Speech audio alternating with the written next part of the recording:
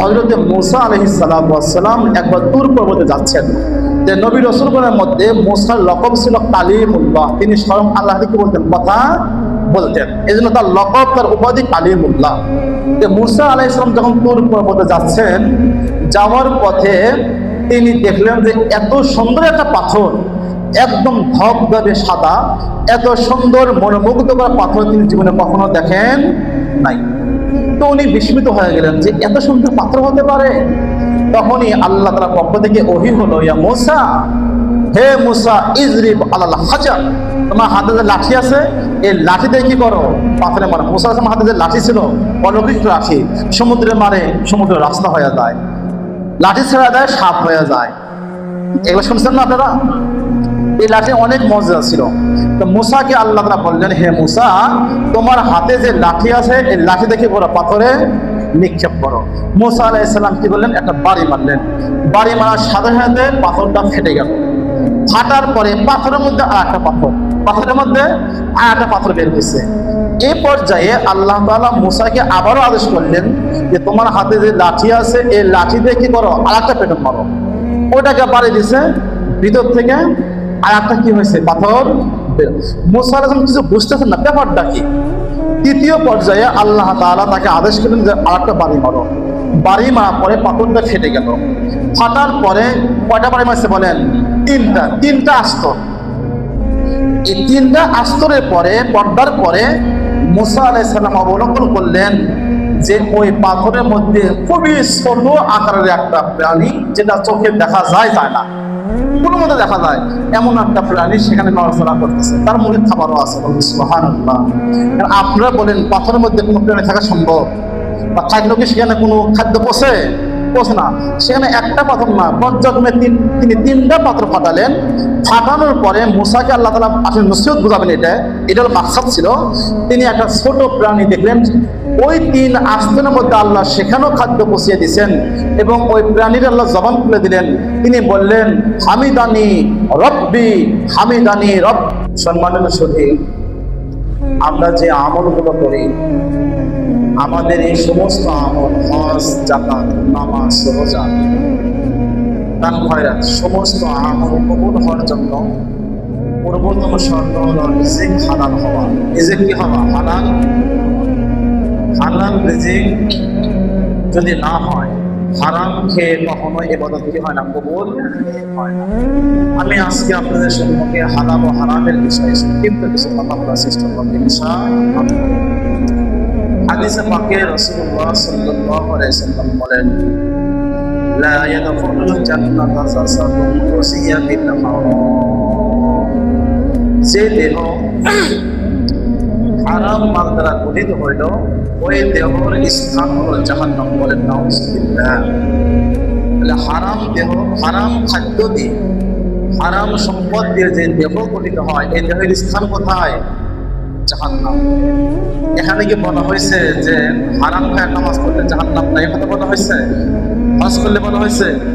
সকলের একবার হজ করেন, হাজি হন, গাজী হন, হাফেজ হন, মুফতি হন, সাধারণ ব্যক্তি হন, সকলকে লক্ষ্য করে বলা হয়েছে, লা ইয়াদখুলুল জান্নাতা জাসাদুন ওয়াসিয়া বিল হারাম। এমন দেহ, যে দেহ লালিত পালিত হয়েছে হারাম সম্পদ দ্বারা, এই দেহ কখনো জান্নাতে প্রবেশ করবে। প্রবেশ করলেও আগে কি আছে? বাক্য করা আছে। আপনি হারাম খেয়েছেন, হারাম সম্পদ অর্জন করছেন, এই জন্য শাস্তি ভোগ করতে হবে। এরপরে ঈমান থাকলে জান্নাতের মাসালা পরে আসবে। আমি সংক্ষিপ্ত কথায় হাদিসের মাধ্যমে এটাই বোঝাতে চাইছি, আমাদের সমস্ত আমল কবুল হওয়ার জন্য এবং জান্নাতে প্রাথমিক পর্যায়ে যাওয়ার জন্য কি শর্ত? আপনারা বলেন, হালাল অর্জন, হালাল রিজিক ভক্ষণ করা, এবং এই ইয়াকিন অবশ্যই রাখতে হবে ভাই, যে আল্লাহ যেহেতু আমার মুখ খুলেছে, অবশ্যই রিজিকের ব্যবস্থা করিয়ে দিয়েছেন। হারাম দিকে ধাবিত না হওয়া। মহান গ্রন্থ আল কোরআনের সূরাতুল মুমিনুন, সূরাতুল মুমিনুনের 51 নম্বর আয়াতে আল্লাহ তাআলা বলেন, ইয়া আইয়ুহার রাসূলু কুলু মিনাত তাইয়্যিবাতি ওয়া'মালু সালিহান।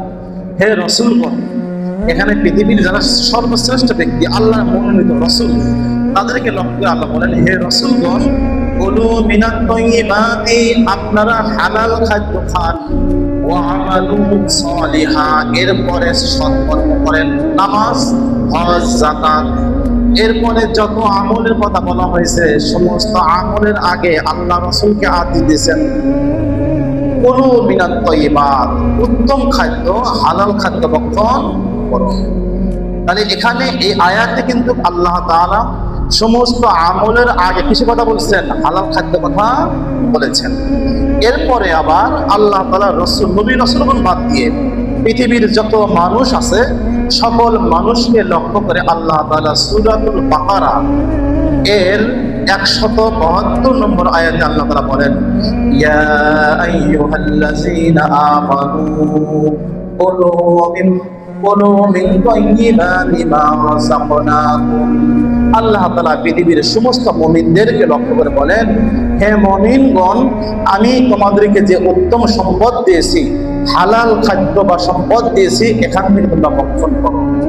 এই যে আমি আল মুমিনুনের 51 নম্বর আয়াত বলেছি, যে আয়াতে আল্লাহ তাআলা বললেন, হে রাসূলগণ, আপনারা সৎকর্ম করার আগে হালাল খাদ্য খান। সূরাতুল বাকারার 172 নম্বর আয়াতে আল্লাহ তাআলা পৃথিবীর সমস্ত মুমিনকে বললেন, হে মুমিনগণ, আমি তোমাদেরকে যে সম্পদ দিয়েছি এগুলো থেকে যেগুলো উত্তম হালাল এগুলো ভক্ষণ করো। আপনারা বলেন, যাদের সামান্যতম জ্ঞান বুদ্ধি আছে তাদের কি আর বুঝতে বাকি আছে হালাল খেতে হবে না হারাম খেতে হবে? হালাল খাইতে হবে। এখানে নবী রাসূলগণ এবং পৃথিবীর সমস্ত মানুষ মুমিনদেরকে লক্ষ্য করে আল্লাহ তাআলা বলছেন হালাল খাদ্য। এখানে মিলটা কেন এবং কেন হালাল খাদ্য খাইতে হবে আমরা পরবর্তীতে শুনবো। এর কারণ হলো হালাল সম্পদ খাওয়া ছাড়া, হালাল খাদ্য খাওয়া ছাড়া কখনোই কি করা যায় না, পূর্ণ মুমিন হওয়া যায়। হালাল খাদ্য খাওয়া ছাড়া কখনো আপনার দোয়া কবুল হবে না, ইবাদত পরিপূর্ণ কবুল হবে না। যেহেতু হালাল খাদ্যের সাথে আপনার সমস্ত ইবাদত কবুল হওয়ার সম্পর্ক রাখে, যেহেতু হালাল খাদ্যর সাথে আপনার দোয়া কবুল হওয়ার সম্পর্ক রাখে, এজন্য আল্লাহ তাআলা পৃথিবীর সর্বকালের সর্বশ্রেষ্ঠ তার মনোনীত বান্দা রাসূলদেরকেও, নবীদেরকেও এবং মুমিনদেরকেও লক্ষ্য করে বললেন, তোমাদের সমস্ত আমল কবুল হওয়ার আগে তোমাদের করণীয় হলো হালাল খাদ্য খাওয়া। আমি কি বুঝতে পেরেছি? হালাল খাদ্য, এটা ছাড়া দোয়া কবুল হবে না, ইবাদত কবুল হবে না। এই আয়াতগুলো বলার পরে রাসূলুল্লাহ সাল্লাল্লাহু আলাইহি ওয়াসাল্লাম আয়াতগুলোকে সামনে রেখে সাহাবায়ে কেরামকে নসিহত করছেন, ওয়াজ করেছেন। যে নসিহত, যে হাদিসটা তিরমিজি শরীফের 2989 নম্বর হাদিসে ব্যক্ত হয়েছে। আর আবি হুরায়রা রাদিয়াল্লাহু তাআলা আনহু قال النبي صلى الله عليه وسلم إن الله تعالى طيب لا يقبل إلا طيبا। উক্ত হাদিসে বিশিষ্ট সাহাবী হযরত আবু হুরায়রা বলেন, রাসূলুল্লাহ সাল্লাল্লাহু আলাইহি ওয়াসাল্লাম বলেছেন, আল্লাহ তাআলা পবিত্র, আর তিনি পবিত্র জিনিস ছাড়া অপবিত্র জিনিস কবুল করেন। আমি আপনাদেরকে প্রশ্ন করি, হারাম সম্পদ, সুদ, ঘুষ, অন্য সম্পদ মেরে খাওয়া, বন্ধের ফাঁকিদের সম্পদ দেখে নেওয়া, এই সবগুলো হালাল না হারাম? পবিত্র না অপবিত্র? অপবিত্র বিষয়ে আল্লাহ কি বললেন? রাসূল বলেন, ইন্নাল্লাহা তাইয়্যিবুন, নিঃসন্দেহে আল্লাহ তাআলা পবিত্র, লা ইয়াকবালু ইল্লা তাইয়্যিবা। আল্লাহ যেহেতু পবিত্র, তিনি অপবিত্র জিনিস কবুল করেন। অতএব হারাম খায়া দোয়া করলে, হারাম খায় ইবাদত করলে কবুল হবে? কবুল হবে না। এরপরে রাসূলুল্লাহ হাদিসে বলেন যে ইন্নাল্লাহ তাআলা ক্বাদ আমারা বিল মুমিনিনা কামা আমারা রাসূলুন নবিয়্যিন। এরপর রাসূল বলেন, আল্লাহ তাআলা মুমিনদেরকে একটা বিশেষ বিষয়ে আদেশ দিয়েছেন, যে আদেশটা অবিকল ভাবে নবী রাসূলদেরকেও দিয়েছেন। নবী রাসূলদেরকে একটা আদেশ দিয়েছেন, অবিকল ওই আদেশ কি করছেন? মুমিনদেরকেও দিয়েছেন। এই আদেশটা কি? রাসূল তখন সূরাতুল মুমিনুন আর সূরাতুল বাকারার 172 নম্বর আয়াত তেলাওয়াত করলেন। রাসূল বললেন, দেখো আল্লাহ তাআলা সূরাতুল মুমিনুনের 51 নম্বর আয়াতে বললেন, কুল ইয়া আইয়ুহার রাসূল কুলু মিনাত তাইয়্যিবাতি ওয়া আমালু সালিহা। সূরাতুল বাকারার 152 নম্বর আয়াতে আল্লাহ ঘোষণা করছেন, ইয়া আইয়ুহাল্লাযীনা আমানু কুলু মিন তাইয়্যিবাতি মা রাযাকনাকুম। রাসূল সাহাবাদেরকে নসিহত করলেন যে হে সাহাবাগণ, তোমরা শোনো, আল্লাহ তাআলা নবী রাসূল এবং পৃথিবীর সমস্ত মুমিনদেরকে আদেশ দিয়েছেন যে তোমরা যেন হালাল রিজিক ভক্ষণ করো। এরপর রাসূল ঘটনা ব্যক্ত করলেন, সুম্মা যাকারান নবী সাল্লাল্লাহু আলাইহি ওয়াসাল্লাম রাজুলান হুয়া ফি সাফরিহি। এরপর রাসূল একজন ব্যক্তির ঘটনা ব্যক্ত করলেন, যে ব্যক্তি ছিল সফরে। আর ওই মুসাফির ব্যক্তি দোয়া করতেছিল, ইয়া রব্বি ইয়া রব্বি ইয়া রব্বি, হে আমার রব হে আমার রব। এ চাই, আমরা সব দোয়া করি না, আল্লাহ আমাকে উত্তম রিজিক দাও, আমাকে সুস্বাস্থ্য দাও, মুসিবত থেকে রক্ষা করো। এই মুসাফির দোয়া করতেছিল যে হে আল্লাহ আমাকে এটা এটা দাও, এটা দাও। আর মুসাফিরের হালত কি? আসা, এমন মুসাফির ক্লান্ত হয়ে তার যে মাথার চুলগুলো এলোমেলো হয়ে আছে, ওয়া আকবারা জিসমা, এবং তার দেহ ধুলিকাময়, এমন একজন মুসাফির। এখানে মুসাফিরের কথা কেন উল্লেখ করলো? এর কারণ হলো হাদিসে বর্ণিত আছে কয়েকজন মানুষের দোয়া আল্লাহ কবুল করেন, এর মধ্যে একজন মুসাফির। মুসাফির দোয়া করলে কি হয়? দোয়া কবুল হয়। এই জন্য আপনারা যখন কোনো মুসাফিরকে দেখবেন দোয়া ছাড়েন, দোয়া কবুল হয়। মা বাবা দোয়া করলে দোয়া কবুল হয়। হাজী সাহেবরা যখন আরাফার ময়দানে দোয়া করা হয়, হাজীদের সে দোয়া কবুল করা হয়। রমজান মাসে ইফতারির সম্মুখীনে দোয়া করলে দোয়া কবুল করা হয়। কয়েকজন বলেন? 4টা। মুসাফির দোয়া করলে দোয়া কবুল করা হয়। হাজী যখন আরাফার ময়দানে দোয়া করেন দোয়া কবুল করা হয়। বাবা মা যখন দোয়া করেন দোয়া কবুল করা হয়। ইফতারির সম্মুখীনে দোয়া করলে দোয়া কবুল হয়। তো রাসূল বলেন, একজন মুসাফির ব্যক্তির ঘটনা ব্যক্ত করতেছিলেন যে সাহাবাগণ, তোমরা শোনো, একজন মুসাফির ব্যক্তি যেটা আসা এমন ক্লান্ত যে তার মাথার চুলগুলো এলোমেলো হয়ে আছে, ও আকবারা জিসমাহু, তার দেহের যেই অবস্থা সেখানে ধুলাবালি মাখা আছে, অথচ দোয়া কবুল হয়। এই মুসাফির ব্যক্তি ক্লান্ত শরীর নিয়ে দোয়া করতেছিল, ইয়া রব্বি আতিনি হাযা, ইয়া রব্বি আতিনি হাযা, হে আমার রব আমাকে এটা দাও, হে আমার রব আমাকে এটা দাও। রাসূল বললেন, ওয়ালাকিন্নাল্লাহা লা ইয়াকবালু দাওয়াতা, কিন্তু আল্লাহ তো দোয়া কবুল করবেন না। আল্লাহ তো দোয়া কবুল করবেন না। কেন করবেন না? আল্লাহ দোয়া এই জন্য কবুল করবেন না, আকলুহু হারাম, তার যে খাবার ছিল খাবারটা হারাম। ওয়া মালবাসুহু হারাম, তার দেহে যে পোশাকটা আছে এটাও হারাম সম্পদের। এরপরে ওয়া মাশরাবুহু হারাম, সে যে পানি পান করে এটাও হারাম টাকা দিয়ে কেনা। শুধু তাই না, ওয়া মাকসাবাহু হারাম, সে সারা জীবনে যা কামাই করছে সব অবৈধভাবে। যে মানুষটার খাবারও হারাম সম্পদ দিয়ে, যে মানুষটার পোশাকও হারাম সম্পদ দিয়ে, যে মানুষটা পানি পান করে এটাও হারাম সম্পদ দিয়ে কেনা, তার দেহে যে পোশাক আছে এটাও হারাম সম্পদ দিয়ে কেনা। রাসূল সাহাবাদেরকে বললেন, তোমরাই বলো যে তাহলে এই ব্যক্তি দোয়া আল্লাহ কিভাবে কবুল করতে পারেন? কিভাবে কবুল করতে পারেন? আমি এটাই বলতে চাচ্ছি যে হারাম সম্পদ খেয়ে, হারাম সম্পদ অর্জন করে আপনি যত বড় হাসি হন না কেন আর যত বড় মুসল্লি হন না কেন, যদি ইমাম সাহেব পিছনে নামাজ পড়েন দোয়া কবুল হবে সম্পাদন। এটাই আল্লাহ বলেছেন যে হে রাসূলগণ এবং হে মুমিনগণ, তোমরা নেক আমল করার আগে হালাল রিজিক অন্বেষণ করো। এটা হলো আমার ওয়াজের মূল কথা। আপনি কি বুঝতে পেরেছেন? এটা মূল কথা। আজকে অনেক সময় দেখা যায় ওলামায়ে কেরামের কাছে মানুষ দোয়ার জন্য আসলে দোয়া করেন, কয়েকদিন পরে হুজুর কি দোয়া করলেন, দোয়া কবুল হয় নাই। কয় কিনা বলেন, দোয়া কবুল কিভাবে হবে? আপনি যে দোয়া চাইছেন আপনি তো হারাম খাচ্ছেন, আপনার খাদ্য কি হারাম, আপনার সুদ খান, আপনার দোয়া কিভাবে কবুল হবে? হাতটাকে হুজুরের কাছে দোয়া চাইয়া হুজুরকে হাতিয়ে দিচ্ছে, এটা তো সুদের টাকা, এটাও ঘুষের টাকা। আপনি হারাম খান আর বলেন দোয়া কবুল হয় না, দোয়া কবুল হবে কিভাবে?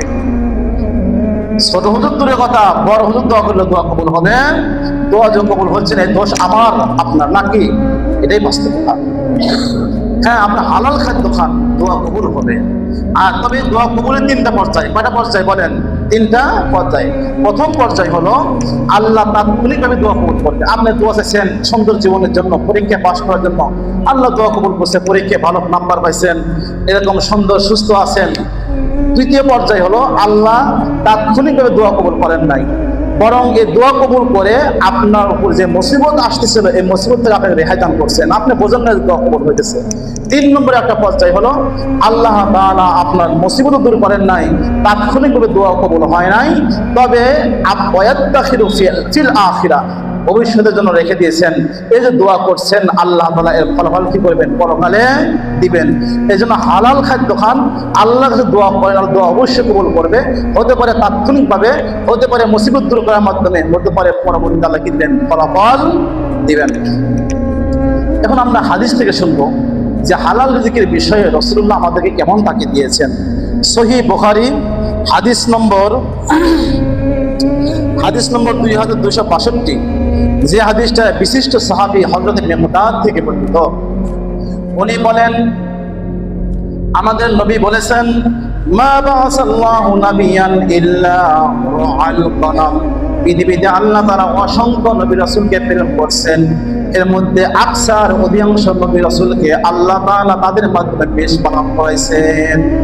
ছাগল, মেষ, দুম্বা এগুলো পালন করাইছেন। কথাটা কিন্তু ছোট, খেয়াল রাখবেন। এটা কেন? পৃথিবীর সর্বকালের সর্বশ্রেষ্ঠ ব্যক্তি আমাদের নবী, তিনি মেষ পালন করতেন কিনা? রাসূলকে আল্লাহ এই মেষ পালনের মাধ্যমে শিক্ষা দিচ্ছেন, কিয়ামত পর্যন্ত আনেওয়ালা উম্মতকে শিক্ষা দিচ্ছেন যে প্রয়োজনে ছাগল চড়াইয়া হলেও হালাল রিজিক অন্বেষণ করতে হবে, হারামে যাওয়ার কোনো সুযোগ, এবং এই শিক্ষা দিচ্ছেন যে কোনো পেশাকে ছোট করে দেখা মতন সুযোগ একজন মুসি তারও তো দরকার আছে, নাকি বলেন? সে তো ভালো পেশায় আছে, কোনো পেশা কি নয় খারাপ নয়, যদি হালাল পেশা হয়। যে রাসূল বলেন, মা বাআসাল্লাহু নাবিয়ান ইল্লা রাআল গনাম, পৃথিবীতে আল্লাহ তাআলা যত নবী রাসূলকে প্রেরণ করছেন এরা হলেন সর্বকালের সর্বশ্রেষ্ঠ ব্যক্তি। ওনাদের অসংখ্য নবী রাসূলের মাধ্যমে আল্লাহ কি করাইছেন? ছাগল চড়াইছেন, মেষ পালন করাইছেন। এই কথা শোনার পরে সুম্মা কিলা আসহাবু রাসূলিল্লাহি সাল্লাল্লাহু আলাইহি ওয়াসাল্লাম, রাসূলের এই হাদিস শোনার পরে সাহাবীদের মধ্যে একজন সাহাবী প্রশ্ন করলেন, হে আল্লাহর রাসূল, হাল আনতা, আপনিও কি ছাগল চড়াইছেন? রাসূল তখন মদিনাতে। তখন একজন সাহাবী প্রশ্ন করলেন সাহস করে, হাল আনতা ইয়া রাসূলুল্লাহ, আপনি কি ছাগল চড়াইছেন? রাসূলুল্লাহ সাল্লাল্লাহু আলাইহি ওয়াসাল্লাম তার পেশাকে ঘৃণা করলেন না, বরং তিনি সুন্দর ভাষায় বুঝিয়ে দিলেন, সাহাবাগণ তোমরা শোনো, আমি যখন মক্কায় ছিলাম, যুবক মানুষ, নবী হয় নাই, ওই সময় আমি হালাল রিজিক অন্বেষণ করার জন্য মাত্র কয়েক দিনার নিয়ে মক্কাবাসী ছাগল চড়াইতাম। বলেন সুবহানাল্লাহ। কি বুঝলেন? আজকে আফসোসের কথা, চাকরি করে মাসে 30,000 টাকা, ভাই আমরা তো 30,000 টাকা কামাই করি, 30,000 টাকা কামাই করি, সংসার চালা মুশকিল হয়ে যায়। আর একজন 30,000 টাকা কামাই করে 5 তলা বিল্ডিং করে 12 বিঘা জমি কেনে, টাকা কি বেল দিয়ে গেছে? ও দুর্নীতিবাজ। কথা ঠিক কিনা বলেন? তখন তো বলবো কথা ঠিক কিনা? ভয় পান? ঠিক, অবশ্যই ঠিক। আপনি 30,000 টাকা চাকরি করে কিভাবে 5 তলা বিল্ডিং করলেন? কিভাবে 12 বিঘা সম্পত্তি কিনলেন? হিসাব দেন, জনগণ শুনতে চায়। সংসার চলা কথা না। অতএব এই সম্পদে যতই হজ করেন কাজ হবে, যতই ইবাদত বন্দেগী করেন কাজ হবে। হ্যাঁ, বিশেষ তওবা করলে সম্পদ যাতে বুঝে দেওয়া দিতে পারেন, আল্লাহ ফয়সালা ভিন্ন হতে পারে, তাছাড়া তো কখনই না। হজ করছে সে তো হারাম টাকা দিয়ে। বলতেছিলাম যে স্বয়ং রাসূলও তিনি তার সুন্দর ভঙ্গিতে বুঝিয়ে দিলেন যে সাহাবায়ে কেরাম শোনো, আমি লজ্জিত নয় বরং গর্বিত, আমিও হালাল রিজিক অন্বেষণের জন্য আমি যখন যুবক ছিলাম মাত্র কয়েক দিনার দিয়ে আমি কি করেছি? মক্কাবাসী ছাগল বা মেষ পালন করেছি। সুবহানাল্লাহ। এটা ছিল আমাদের রাসূলের তার জীবন ধারণের সম্পদ অর্জনের মাধ্যম ছিল। অথচ যে রাসূল ইচ্ছা করলে পৃথিবীর মানে সম্পদের পাহাড়, স্বর্ণের পাহাড়, হীরা মুক্তের পাহাড় তার পায়ের তলে পড়ে থাকতো, রাসূল সেটা গ্রহণ করেন নাই, হালাল পথে রিজিক অন্বেষণ করেছেন। সম্মানিত সুধী, হালাল রিজিকের তাকিদ দিতে গিয়ে রাসূলুল্লাহ সাল্লাল্লাহু আলাইহি ওয়াসাল্লাম আরো বলেছেন, সহিহ বুখারী হাদিস নম্বর 2074 নম্বর হাদিস, যে হাদিসটা বর্ণিত আছে হযরত আমির থেকে। সেই হাদিসে রাসূলুল্লাহ সাল্লাল্লাহু আলাইহি সাল্লাম বলেন, মা আকালা আহাদুন তাআমান ওয়াদ খায়রুম মিন আইয়াকুলা আমালি ইয়াদাইহি, তোমাদের মধ্যে সবচেয়ে উত্তম খাবার ওই ব্যক্তি খায়, সবচেয়ে হালাল খাদ্য ওই ব্যক্তি খায় যে নিজে পরিশ্রম করে কামাই করছে। এখানে কৃষকদের খোঁজ নেওয়া হয়েছে। বিশেষ করে কৃষকরা অনেকেই হারাম খাদ্য খাওয়ার সম্ভাবনা আছে, বিশেষ করে যারা সরকারি চাকরি করে। কিন্তু কৃষকদের সম্পদ কোনো ভুল আছে বলেন? কোন ধোঁকাবাজি আছে, তারা বৃষ্টিতে ভিজে আগুনে পুড়ে কি করে আমাদের জন্য খাদ্য ব্যবস্থা করে দেয়, তারা আবাদ করে, সেখানে তোমার লাভও নয়, অনেক সময় লজ্জায়। এই যে কৃষকগুলো যারা আগুনে পুড়ে আর হলো বৃষ্টিতে ভিজে ফসল ফলায়, যাদের খাবার মধ্যে কোনো ভেজাল নাই, নিজ হস্তে কামাই করে, রাসূল বলেন যে পৃথিবীর সমস্ত মানুষের মধ্যে ওই সমস্ত মানুষদের রিজিক সবচেয়ে উত্তম যারা স্বহস্তে কামাই করে, এর চেয়ে উত্তম খাবার আর কোনো খাবার করতে পারে না। এরপরে রাসূল আরো বললেন যে সুম্মা ক্বালা আন্না দাউদ আলাইহিস সালাতু ওয়াস সালাম মিন আমালি আইয়াকুলা। এরপরে রাসূল ঘটনা শোনালেন সাহাবাদেরকে যে দেখো, তোমাদের আগে একজন নবী ছিল হযরত দাউদ আলাইহিস সালাম, উনি কি করতেন? স্বহস্তে কামাই করে খাইতেন। এখানে শুধু দাউদের উল্লেখ করা হচ্ছে, জিনিসটা এমন নয়, বরং রাসূল এটাই বলেছেন আমার পূর্বে যত নবী রাসূল ছিল তারা কেউ হারাম খাদ্য খায় নাই, বরং নিজ হস্তে কামাই করে খাইছে। একটু আগেই বলছি হারাম খাদ্য খেয়ে কখনো দোয়া কবুল হয় না, হারাম খাদ্য খেয়ে কখনো হজ এবং নামাজ কবুল হয়। সহিহ বুখারীর আর একটা হাদিস, যে হাদিসটা 2075-76 দুটো হাদিস বলবো, হাদিসের ভাষ্য দুটো একই রকম। সে হাদিস হলো রাসূলুল্লাহ সাল্লাল্লাহু আলাইহি সাল্লাম বলেন যে আমার কাছে অধিক উত্তম, খুবই উত্তম যে মানুষ কষ্ট করবে, জঙ্গলে যাবে, সে খড়ি লাকড়ি সংগ্রহ করে পিঠে বয়ে নিয়ে এসে সেগুলো বিক্রি করবে আর কি করবে? কামাই করে খাবে। ওই ব্যক্তির চেয়ে যে ব্যক্তি ভিক্ষা করে খায়, ভিক্ষুকের চেয়ে যে মানুষ কষ্ট করে উপার্জন করে, আমার কাছে এবং আল্লাহর কাছে এই সম্পদের দাম অনেক অনেক বেশি। পরের হাদিসে রাসূল আরো সুন্দরভাবে বুঝিয়ে দিয়েছেন। রাসূলের দরবারে একজন ব্যক্তি আসলো, ভিক্ষা চাইলো। আয়েশা বলতেছে, ইয়া রাসূল আমাকে ভিক্ষা দেন। রাসূল বললেন, আরে বাপ, তোমার তো দেহ খুবই সুন্দর, তুমি একজন সুন্দর দেহের অধিকারী, তোমাকে দেখা মনে হয় না যে তুমি কোনো লোলা, তুমি কোনো প্রতিবন্ধী, তোমার শরীরে সক্ষমতা নাই, এমন কিছুই নাই, তুমি কি শরীরে শক্তি রাখো না? উনি বললেন, ইয়া রাসূলুল্লাহ আমার দেহে কি আছে? শক্তি আছে, তবে আমার সম্পদ বলতে কোনো কিছুই আমার নাই, আমি যে দুপুরে খাবো এই সম্পদ আমার না, এই জন্য ভিক্ষা করতে আসি। তো আপনার তো দয়াল নবী, মায়ের নবী, একটু ভিক্ষা দেন না। আমাদের মানুষের বলে কিনা, কয়েকদিন আগে এখানে এক লোক ধরছে আমাকে, হুজুর খিদা লাগছে, ভাত কিছু টাকা দেন। এম বলেন খাবার যদি কেউ চায় না দিয়ে উপায় থাকে, আমি সাথে সাথে তাকে 60 টাকা বাড়ি করে দিচ্ছি। টাকা বেশি থাকলে বেশি দিতাম, টাকা কমে ওই খরচ আছে, ভাই এটা খান না, টাকা 60 দিচ্ছি। পরে আবেদন যে আমার বাড়ি এনায়েত করে একটু যাবো, ভাড়াও নাই। তো বললাম 60 টাকা দিচ্ছি, পকেটে টাকাই নাই, এর মধ্যে তুমি খাও এবং কি করো, নাস্তা করো এবং যাও। এরপরে আমি কয়েকদিন দেখলাম যে এখান থেকে সে ঘোরাফেরা করছে, তার পেশায় এটা, এদেরকে দেওয়া যাবে না। তো রাসূল তিনি দিলেন না, তিনি বললেন, আরে যুবক, তোমার দেহে তো শক্তি সম্মত সবই আছে। রাসূল কি বললেন? রাসূল তার ঘর ওই যুবকের গায়ে একটা কম্বল ছিল, কম্বলকে বিক্রি করলেন। এরপরে রাসূল নিজে একটা কোরআন কিনলেন, তার হাতে বললেন, জঙ্গলে যাও, কাঠ কাটো, পরিশ্রম করো, এটা বিক্রি করো, সেটা খালে তুমি জীবনযাপন পরিচালনা করো। রাসূল ওই যুবককে লক্ষ্য করে বললেন, আমি খুবই পছন্দ করি, আল্লাহরও এটা পছন্দ, কিয়ামতের দিবসে ফকিরের চিহ্ন নিয়ে কবর থেকে উঠাচ্ছে, ভিক্ষা করাচ্ছে, এরকম পরিশ্রম করে আল্লাহকে সঙ্গে খাওয়াটা আল্লাহর কাছে অনেক অনেক উত্তম। এজন্য বলেন, কোন পেশাকে ঘৃণা করার সুযোগ আছে? সুযোগ নাই। আজকে আফসোসের কথা, এটা এখন তো আমাদের নিজেদের কিছু দোষ বলি, যেটা বাস্তবতা, না বললেও হয় না, তবে অনেকে লাগবে, না বলে উপায় নাই। সেটা হলো আজকে আমাদের মধ্যে কিছু হুজুর ধর্ম ব্যবসা শুরু করছে, কথা ঠিক কিনা বলেন? ধর্ম ব্যবসা শুরু করছে, যোগ্যতা নাই, শুধু হাফেজ সব ভুলে গেছে, বা কোনো মধ্যে মরণ বাস করছে, যোগ্যতা নাই, কোথায় কি যোগ্য থাকা? ওই নদীর কোলে, খালের পারে, ব্রিজের তলে হ্যান তান মাদ্রাসা করে। এখানে আমাদের যারা বাংলাদেশ সরকার এবং আমাদের ওলামার মধ্যে যারা বড়, এদের কিছু দোষ আছে। দোষটা কি? ইচ্ছা করলে আপনি ব্রিজের তলে মাদ্রাসা করতে সম্ভব? একটা শিক্ষা যে আওতা আসা দরকার আছে না? খুব ভালো করে বুঝবেন, আওতা আসা দরকার আছে কিনা? আল্লাহ দরকার আছে। আপনি ইচ্ছা করলে কি 1000 টাকা বিতরণ করতে পারবেন? পারবেন না। একটা শিক্ষা বোর্ডের আওতায় আসতে হয়, সরকারের আওতায় আসতে হয়। আমাদের মাদ্রাসাগুলোর ক্ষেত্রে সরকারের এরকম নির্দেশনা নাই, আমাদের আকাবির যারা আছে এদের নির্দেশনা নাই। না থাকার কারণে নদীর কোলে, পুকুরের পাড়ে, খালের পাড়ে, ব্রিজের তলে অহরহ মাদ্রাসা হয়ে গেছে। ছাত্র নাই, কিছু না ভিক্ষা করে। কথা ঠিক কিনা বলেন? এই বদমাইশদের কারণে আজকে তারা হকদানে উলামা কেরামের বদনাম হয় কিনা? কখনই এ সমস্ত মাদ্রাসায় যেখানে ছাত্র নাই, শুধু ঘর তুলে আসছে, কোনো দান করবেন না, নিঃসন্দেহে দান করবেন না। করলে গুনাহ হওয়ার সম্ভাবনা আছে, কারণ ও নিয়ে তা কি করবে? হয়তো টাকা শুধু লাগাইবো, অথবা বোঝানলে মস্তি মেরে খাইবো। দরকার আছে? আমি কথা বুঝতে পারছি? এটাই বাস্তবতা। ইসলাম কখনো ভিক্ষা করা কি তার অনুমতি? একটু আগে আমি সহিহ বুখারী থেকে 2075 হাদিস শুনাইছি, যেখানে রাসূল আমাদেরকে এটাই বুঝেছেন ভিক্ষা করা কোনো কিনা সুযোগ, শরীরে সক্ষমতা নাই, সম্পদ বলতে কোনো কিছু নাই, দুপুরে কি খাবে সম্পদ, তখন ভিন্ন কথা। শরীরের সক্ষমতা সবই আছে, আপনি ভিক্ষা করলেন, এই অনুমতি আপনাকে কে দিয়েছে? ইসলামী শিক্ষা দেয়।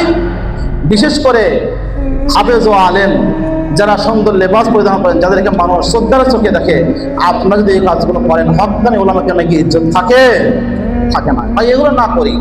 এই জন্য কখনোই এমন মাদ্রাসা যেখানে ঘর আছে, ছাত্র নাই, এই সমস্ত মাদ্রাসায় 1 টাকাও দিবেন, এগুলো বদমেশ। এগুলো নিয়ে হয়তো শুধু টাকা লাগাবে, অথবা কি করবে? বছর নিয়ে আনন্দ করে কামাই করে খাও নিয়ে। আমি এতক্ষণ এটাই বুঝাতে চাইছি, হালাল পথে কি করবে? রিজিক অন্বেষণ করতে হবে। অসংখ্য ঘটনা চোখের সামনে অন্তরে আসতেছে, আমি একটা কথা বলেই শেষ করবো।